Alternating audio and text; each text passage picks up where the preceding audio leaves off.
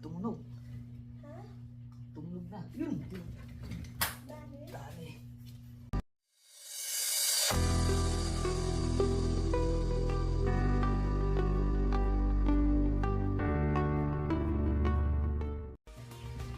Hi guys, so ngayon tayo padala galing Isabela ABC Talabulaksan. So saan natin Isabela siya galing. Ayan na. Isabela saan natin.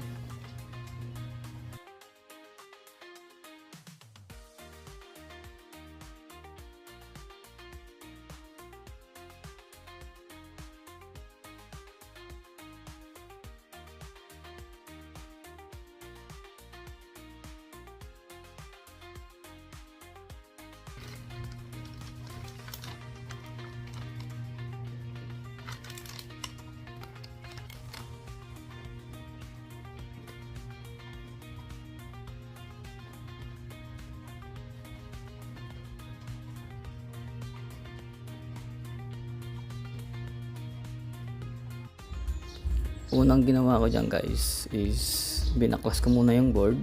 Ayan, nakikita nyo, binaklas ko yung board kasi sabi ni customer is ano daw yan na ano parang nakidlatan siya. So expected ko no power siya kasi sabi ni client hindi daw nag-spin yung ano yung disc, so it means no power siya. So yan, tinitingnan ko baka may burnout na ano mga pyesa. Ayan, so tinignan ko talaga maigi, inisa-isa ko yan, mga capacitor, diode, mga IC. Ayan, so dyan wala naman ako nakitang burnout na pyesa, kaya medyo mahirap-hirap hanapin yung ano dyan, ang sira. Ayan, pagka no power talaga pahirapan talaga yun kapag hindi ka nag-diagnose ng tama, kasi kung ano-ano hugutin mo dyan. So dapat nasa tamang paraan ka kung paano mag-diagnose, hindi yung bunot lang. Sabi nga ng ano namin, teacher namin dun sa ano, professor namin dun sa cellphone technician, repair shop, ay repair ano, bird level repair, wag bunot ng bunot, dapat nasa tamang ano tayo, nasa tamang way paano mag-diagnose. Ayan. So ang ginawa ko dyan, sinuplayan ko siya para makita ko kung no power siya talaga. Ayan. So sinalpak ko sa computer kasi wala naman ako nakitang burnout.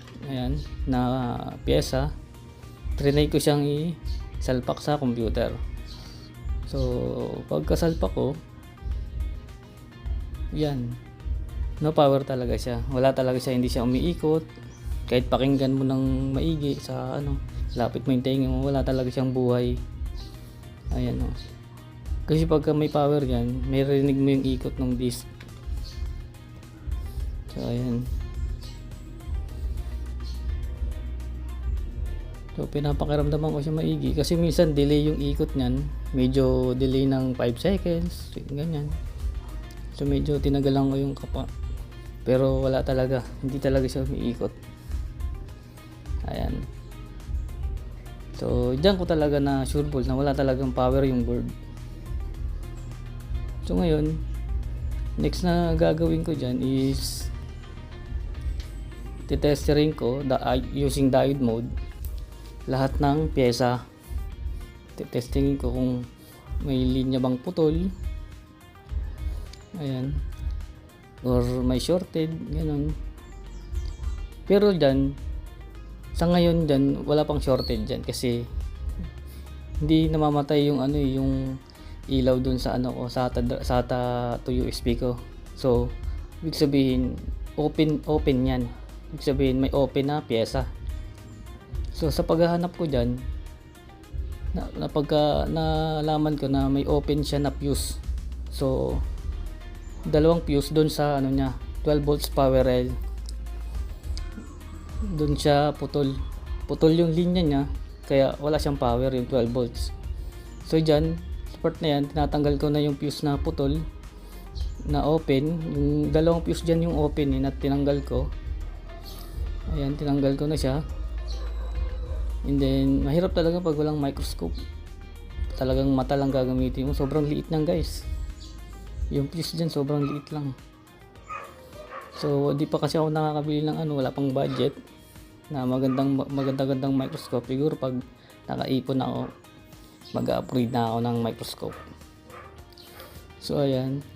Nalobat pala yung cellphone ko dyan, kaya hindi ko na na-videohan yung yung ibang ginawa ko. Kasi, dyan, nung jumper ko na yung fuse, kasi fuse lang yan eh. Kailangan lang siya i-jumper, kasi wala akong pamalit na fuse.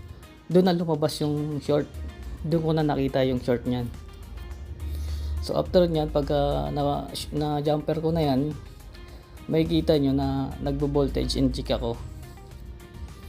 So ayan, medyo natagalan ako dyan kasi hirap talaga pag wala ang microscope na maganda-ganda. Kasi sobrang liit talaga ng pyesa niyan.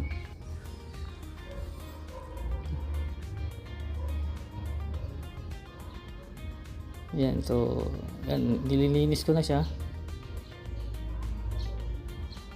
para i-testing ulit. Ayan. Tapos wala pa akong blower. Ayan, so kinakabit ko na siya sa board. Nung kinabit ko siya sa board, doon ko na nalaman na may shorted. Na lumabas na yung short niya. Kasi namatay yung ilaw dun sa USB cable. Sa SATA to USB ko. So ayan, makikita nyo, nagbo-voltage inject na ako dyan. Ayan, nagsimula ako sa 1 volt hanggang 4 volts. So inunti-unti ko yung voltahe hanggang sa pag 1 volt kasi hindi siya umiinit masyado. So tinaasan ko ng tiasan hanggang sa nakita ko yung wala kasi akong rosin flux, ko ginamit ko lang is alcohol. 100% naman yan, alcohol, kaya mabilis matuyo. Ayan, makikita nyo yung SMD polarized capacitor. Yan, ang bilis niya matuyo. So ibig sabihin niya yung shorted. Yan yung mabilis uminit. Ayan, tinuro ko pa. Ayan. So siguro balang araw bibili din ako ng thermal cam kung may budget na, kasi yan lang ginagamit ko. Alcohol lang. So yung una, kinapa ko muna yan. Tapos saka ko nilagyan ng alcohol. Kung saan umiinit, doon ko nilagyan ng alcohol.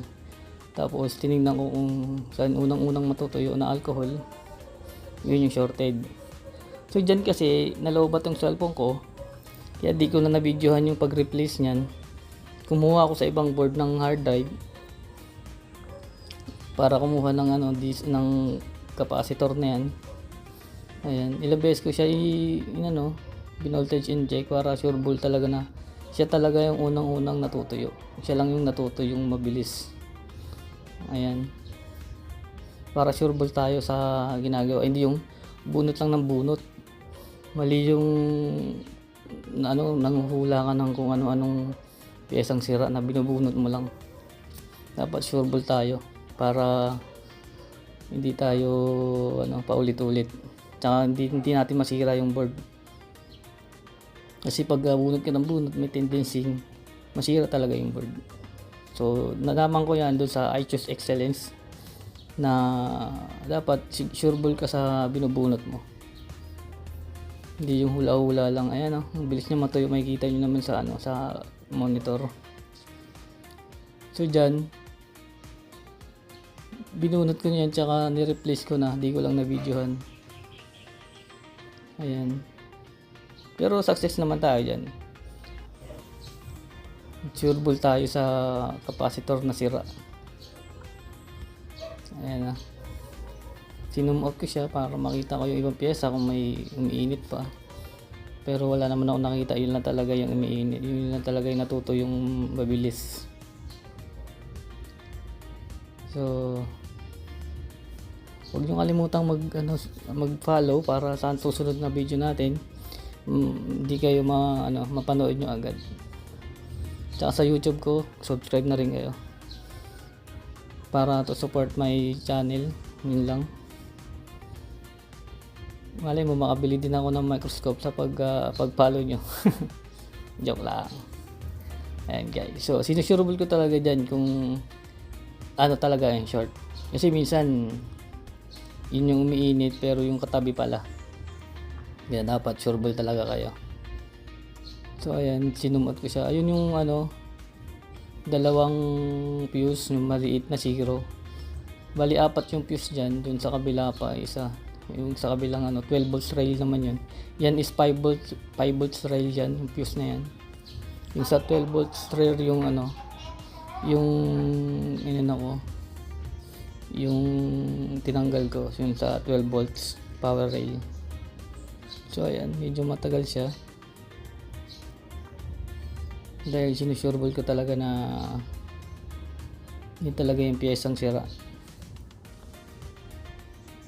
So ayan, yung kinapa ko, mainit talaga siya. So nung sureball ko na, pinatay ko na yung power supply, then na-replace ko na yan. Thank you.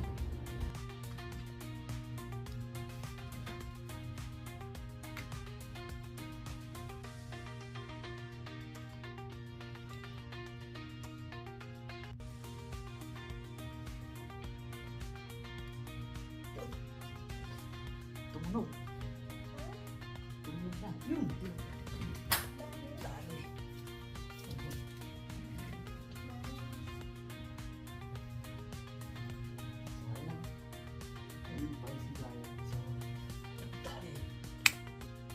Ano tayo? Success tayo sa data recovery ng hard disk.